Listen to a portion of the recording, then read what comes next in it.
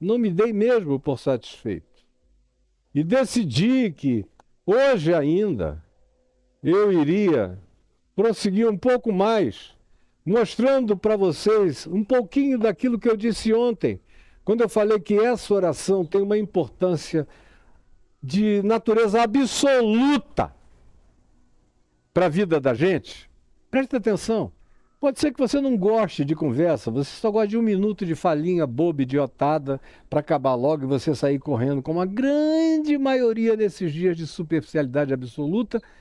Quando o amor se esfriou de quase todos, a iniquidade não para de se expandir. E a idiotice não cessa, não para de crescer. Pois bem,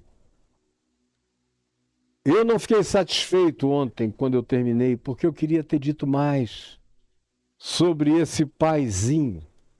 E aí eu peço que você abra aqui comigo, na continuidade disso tudo, em Efésios, no capítulo 3, leia comigo. Efésios 3, do verso 14 em diante, que fala de oração.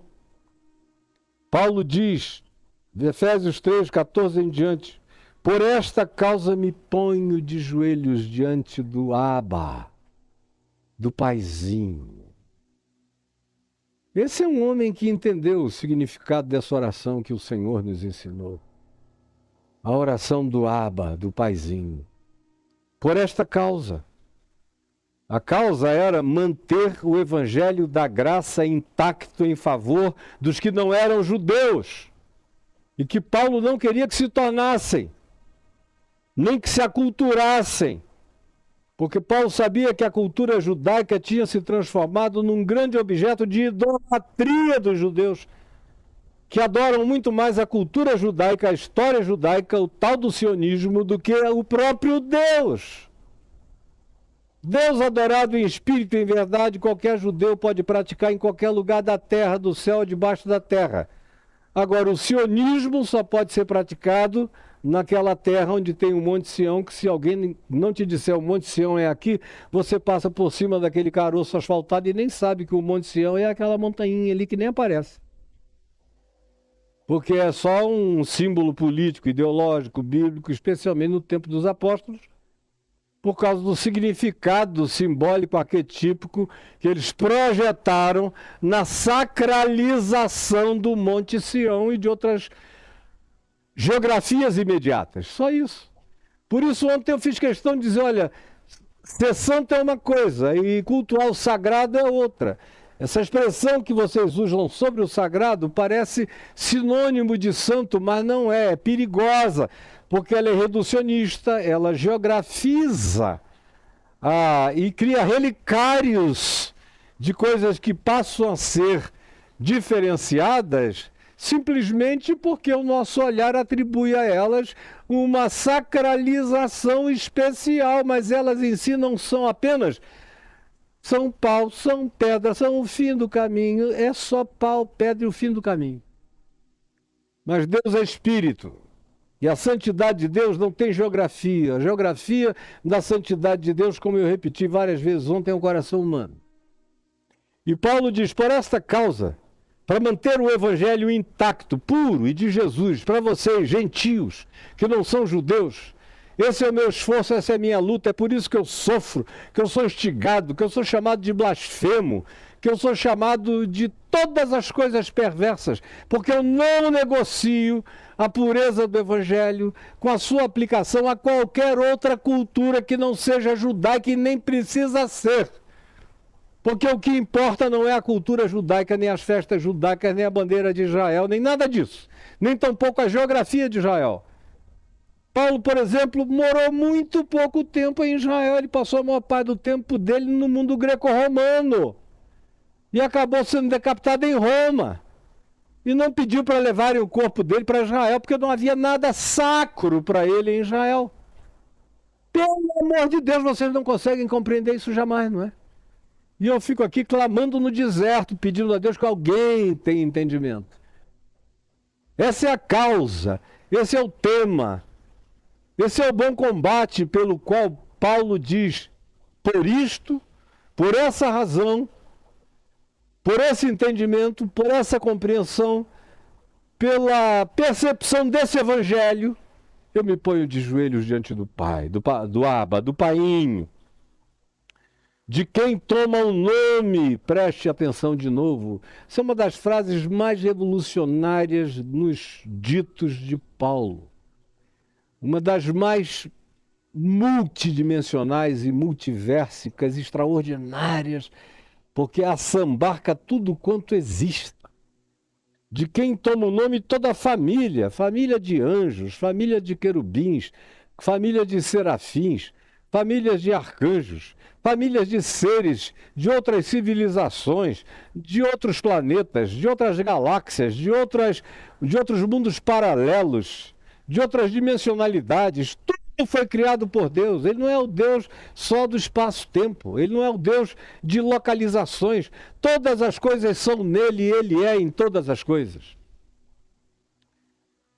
Por essa causa eu me ponho de joelho diante do Painho, de quem toma o nome toda a família, tanto no céu como na terra, em qualquer dimensão, para que, segundo a riqueza da sua glória, Ele vos conceda que sejais fortalecidos com dunamis, com explosão de alegria, de poder no homem interior, mediante o seu espírito, introjetado no ser mais profundo de vocês. E assim, dessa forma, com esse entendimento, com essa compreensão, com esse discernimento, com esse Pai, com essa oração, desse modo, habite Cristo, o Cristo eterno, o Cordeiro imolado antes da fundação do mundo, esse Cristo atemporal, que há 2000 anos se encarnou em Jesus, mas ele não começou há 2000 anos atrás, ele é eterno com o Pai. E assim habite Cristo nos vossos corações pela fé. E não é uma fé elaborada em doutrinas e em conferências. Não, é a certeza de que Deus estava em Cristo reconciliando consigo o mundo, não imputando aos seres humanos as suas transgressões unilateralmente, porque Deus prova o seu próprio amor para conosco pelo fato de Cristo Jesus ter morrido por nós, sendo nós ainda alienados, adversários e totalmente pecadores.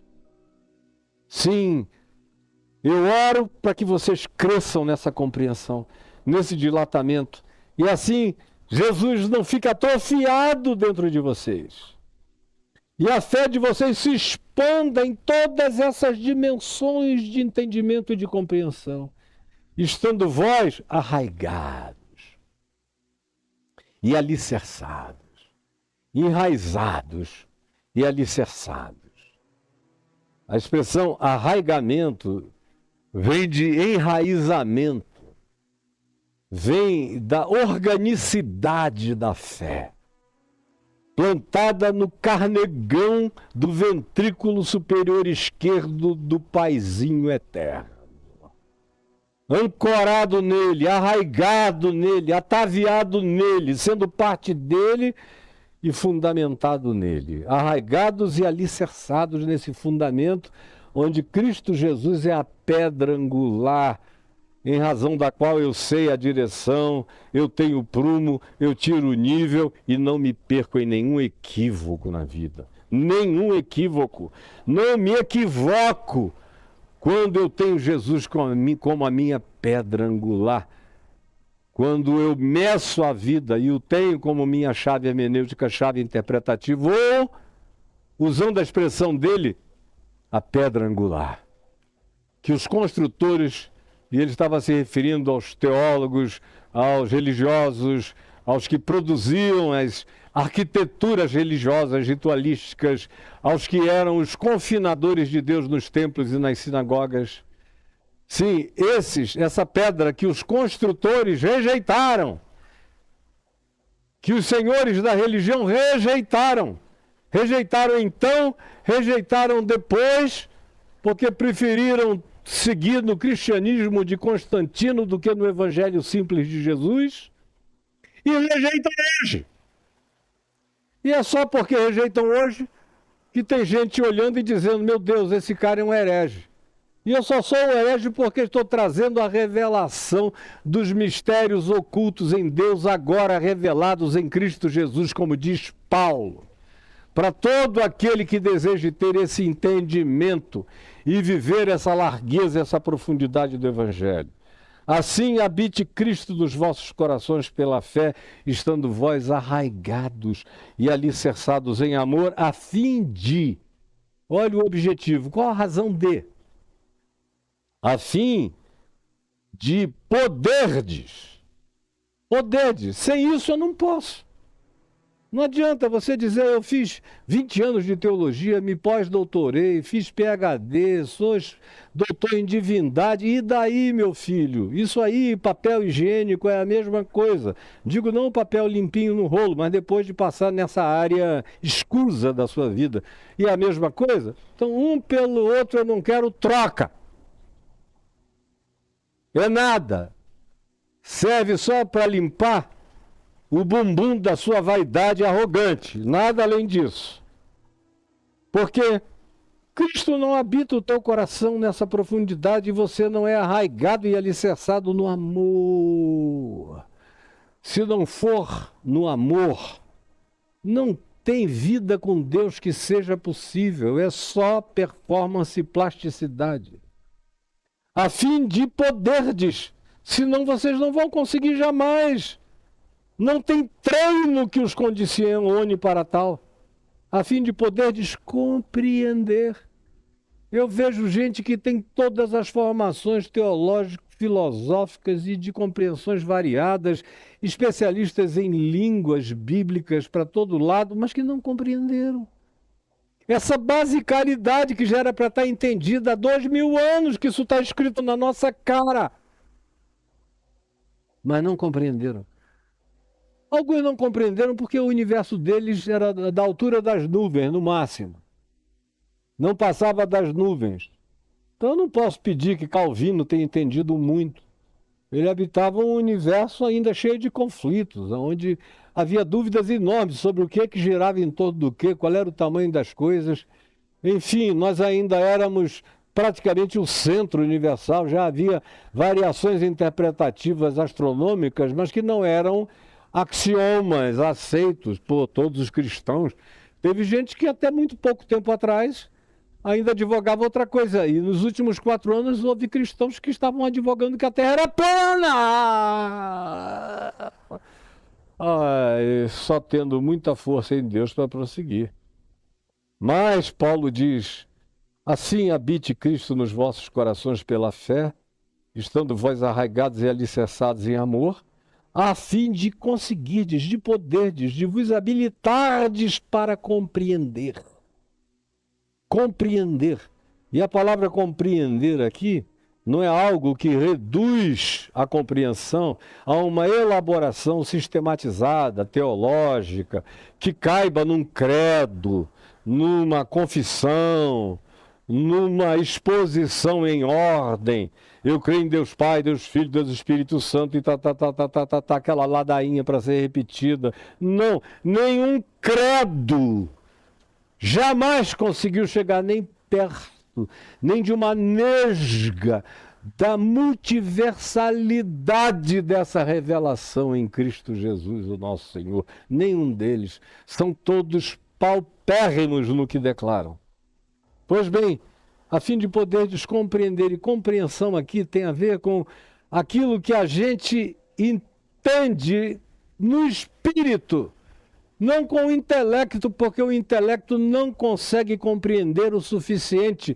Nosso melhor gênio e as nossas melhores genialidades intelectuais são ainda amébicas. Agora, quando ele fala em compreender, ele está dizendo de algo que é manter a mente aberta para não se surpreender jamais com o crescimento do entendimento que excede a própria conceitualização de entendimento espaço-temporal. Para poder descompreender com todos os santos, todos, os conhecidos e os desconhecidos, os aceitáveis e os inaceitáveis para vocês. poderem compreender com todos os santos. O quê? Compreender o quê? Qual é a largura? Qual é a largura? E a gente vai falar logo depois de reino de Deus. Mantenha tudo quanto a oração chamada do Pai Nosso vai nos conduzir, a partir dessa oração de Paulo aqui, mantenha as amplitudes, a fim de poderes compreender com todos os santos em todo lugar do mundo, e note, toda a família que lhe toma o nome, tanto no céu quanto na terra, até os anjos aprendem. E Paulo diz, escrevendo aos Efésios, que até esses seres de inteligência superior, de poderes superiores, aprendem sabedoria com a verdadeira igreja de Deus. Que eventualmente você que é crente batizado nunca sequer conheceu a verdadeira igreja de Deus. Porque ela não está disponível para ser achada entre paredes, nem entre patriotismos, nem entre etnismos, nem entre nacionalismos, nem entre ideologismos, nem entre religiosidades de qualquer natureza ou de qualquer grupo, não. Ela transcende a tudo isso, tanto no céu como na terra, a fim de poderdes, com todos os santos, presentes na história e transcendentes à história da nossa natureza humana e da nossa natureza para além da humana de outras naturezas. Qual é a largura? Qual a largura? Qual é a parede delimitadora dessa compreensão? Ele só usa essa palavra largura para dizer que a largueza não tem parede. Para poderes compreender o comprimento, apenas para designar que você pode ir, a luz pode se cansar viajando e ainda tem infinitamente mais para crescer, para sambarcar, para entender, para ficar grávido de Deus para além de toda a concepção possível. Essa é a minha vocação, é isso que eu vou ser. E não vai demorar muito, daqui a poucos anos eu vou partir, vou me tornar essa coisa gloriosa em Cristo Jesus. Companheiro de arcanjos, de anjos, de serafins e de querubins, adorando a Deus e o servindo em todas as dimensões para as quais Ele me designe. Como diz o livro do Apocalipse, compreender a largura, compreender o comprimento, compreender a altura. A altura. Diz que não tem teto, diz que não tem limite. E compreender a profundidade. Diz que não tem chão e não é um abismo, é uma profundidade inescrutável, mas que a gente pode compreender, experimentar na alegria da fé, que não precisa criar uma equação de compreensão, precisa apenas aceitar a sua relatividade e assambarcar como posse na entrega absoluta a viagem que o próprio Espírito de Cristo me leva a fazer, dilatando Deus em mim todos os dias, como diz Paulo escrevendo aos Gálatas, me engravidando de Cristo Jesus. Todos os dias eu estou grávido de Cristo, que está crescendo em mim todo dia. E assim eu possa conhecer o amor de Cristo. Que a gente não tem nem ideia do amor de Cristo. A maioria não sabe. Vocês ficam jogando lama no amor de Deus o dia inteiro, escarrando no amor de Deus o dia inteiro. Uma tuberculose religiosa. Escarrando tuberculose religiosa no amor de Deus. Porque não entenderam nada. É por isso que vocês discutem de quem é a guerra, se é dos israelenses ou dos palestinos. É por isso que vocês escolhem lados. É por isso que vocês têm torcida organizada. É por isso que vocês idolatram, por exemplo, o Estado de Israel. É por isso que vocês odeiam outros povos e outros grupos. É por isso que vocês se tornaram, esses seres são tão abomináveis aos olhos de anjos e gargalhantes para todos os demônios, em todas as dimensões. Porque vocês não se deixam não se permitem chegar a conhecer. E a palavra conhecer, usada por Paulo aqui, é conhecimento experiencial. É aquele conhecimento que não tem nada a ver com intelecção, com o que cabe na razão, aquilo que só cabe no coração, com as lógicas do infinito e do eterno que habitam o coração. Conhecer sem poder transformar numa equação de explicação, que só cabe na vivência de um cotidiano, onde não há códigos de explicação, mas o amor vivido e encarnado conta a história inteira, sem usar palavra alguma. Pelos atos e pelos gestos, a gente vê quem conheceu o amor de Cristo, que excede a todo entendimento, a toda elucubração, a toda elaboração, a toda filosofação, a toda teologização, a toda presunção de saber, para que sejais tomados, e só então, só depois disso, vocês serão tomados. A minha oração, Paulo diz, é essa, por isso eu me ponho de joelho, para ver esse resultado tomar conta de alguém, como tomou conta de mim, como cresce em mim todo dia, Paulo está dizendo. Essa é a razão pela qual eu me ponho de joelho, para que no final de tudo, vocês sejam tomados de toda a plenitude de Deus. Eu acho lindo que a palavra que ele usa é tomados, possuídos de toda a plenitude de Deus, possuídos, tomados. Não é uma coisa que eu tenha que perguntar até onde penetrou em mim. Não, quando eu ando nessa viagem, eu sou tomado. Eu não sou possesso, eu sou tomado. Em altura, em largura, em profundidade, em comprimento, na totalidade do que excede ao próprio entendimento, mas que se estabelece como realidade concreta no meu coração pela prática do amor.